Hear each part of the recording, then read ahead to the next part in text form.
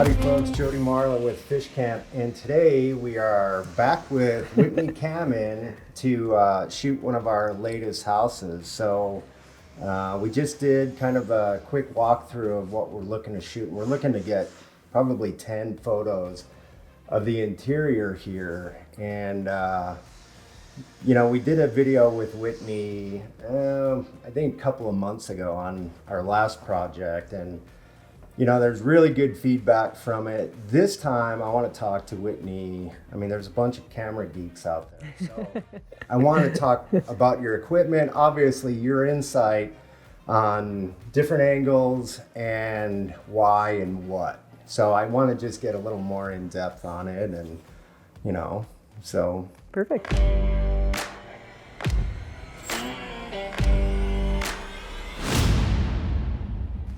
So we started out with the kitchen, and you know, again, it wasn't a great, well-lit part of the home, but Yeah, it was pretty far from the big windows that had big views, and it was cloudy, so it was pretty dark in there. But the good thing about architecture photography is I shoot on a tripod, so I can leave the shutter open for as long as I want. And so I think we even had it open for 25 seconds for one of the shots. Kidding. And then it allows all the light to flow in. I did add additional light just to get the little bits of detail in the cabinetry and in the room. So yeah, there is additional light added, but we didn't need a lot. yeah, it turned out great.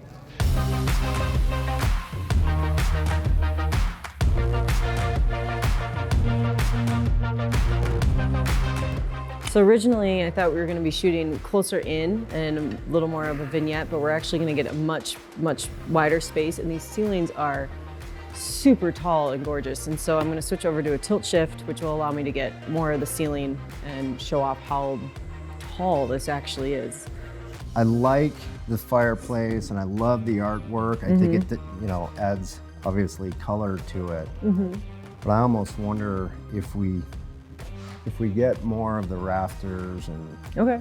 I mean, I think the picture looks great. It has everything we want, and the great room looks awesome. I am going to reshoot though, however, because it looks like some of these corners are not crisp.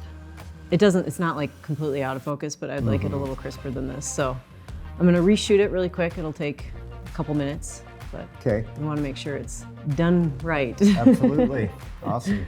Sometimes I go to a different room if I can't figure out how to shoot it and come back to it, because sometimes you just need to, you know, step away and come back with fresh eyes. And like, I've set up a powder bathroom, like a small, tiny little bathroom. It took us 2 hours to set it up and get the shot right. Even though there's limited places you can shoot from, sometimes you just need to add something or take away something to make it just right.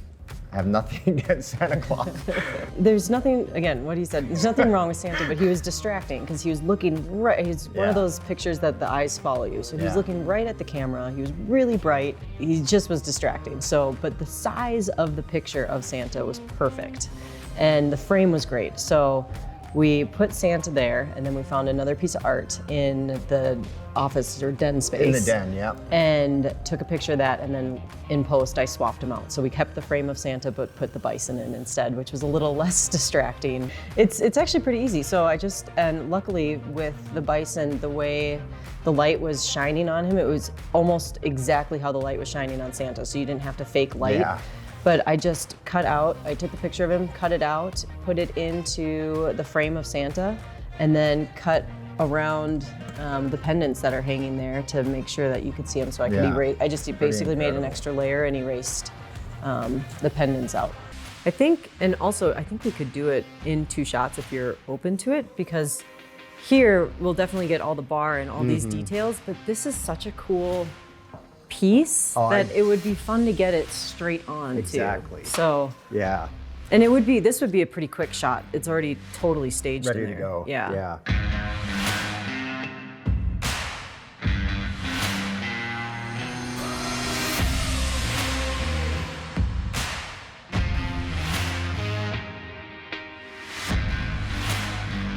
Okay, we're shooting the loft, and what we're trying to do is capture the scale of the space with wood ceilings and trusses, clay ceilings, and these details of these valleys that we did. So I want to capture that. We didn't do a ton of staging, but like we did take one of these chairs out because three of them is great when you live in the space, having those 3 chairs, but in the photo it looked really cluttered. And so just taking out one of the chairs, even though I like the chair, nothing against and it simplifies it a bit. And because you want people to look at the image and be like, I could sit there. Yeah. That looks great. Instead of something that's stark or cold, wouldn't be very inviting. Yeah, I think it's a good shot.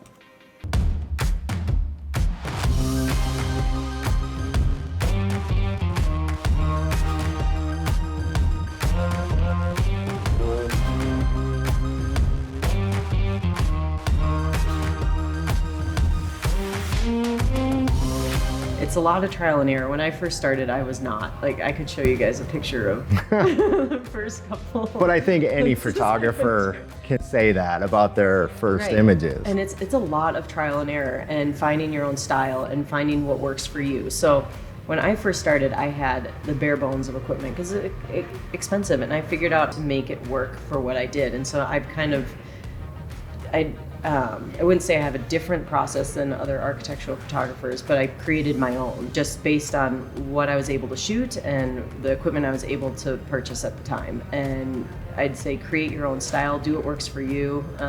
Lots of trial and error, just try to get into homes and shoot them. YouTube is a great thing for Photoshop.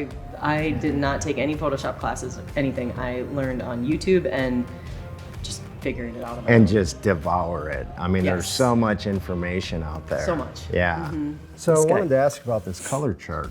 How do you use that? So it's actually a piece of software that's built into Lightroom, but it really allows you to get, I don't use it on every shot, but it allows you to nail the coloring just right. So when there's a lot of different light sources, like incandescent, natural light coming in, sometimes there's fluorescent light coming in, this really helps you nail what the light looks like in real life. So I use a combination of both. So I'll start the images in Lightroom, bring them over to Photoshop, and then end them in Lightroom. So why is that?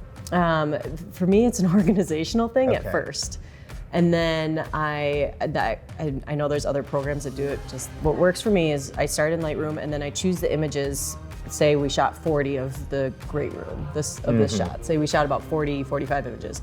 I'll look through them all in Lightroom and pick which ones I want to use in the main image, and then bring all those over to Photoshop and compile them as layers. Yeah. So I popped a little bit of light onto the fireplace. So I'm actually standing like right here. I'll create a layer, paint it black, and then repaint in the part that I want to make. Does that make any sense? Yeah. It doesn't make sense to me, but I'm sure people who are into this know exactly what you're talking about. Let's get into these. Yeah, so this is what I use daily. But so Nikon. Yep, I've always been a Nikon person. This was actually the first camera I started with. It's the D600. I don't use it a ton on everyday shoots unless it's going up. I have a 30-foot tripod, and this is the camera that goes up on the tripod. This is the D810. This is my backup camera now. It's awesome, really, really great camera. I've never had any issues with it unless I'm shooting super, super, super fast, which I never have to do. It gives really great images. How many megapixel? 36, I think. And that one? I think this is 24. Okay. I have to look it up. And then I just recently upgraded to the D850. I really had no issues with the D810, but I had been shooting on this one for 3 years.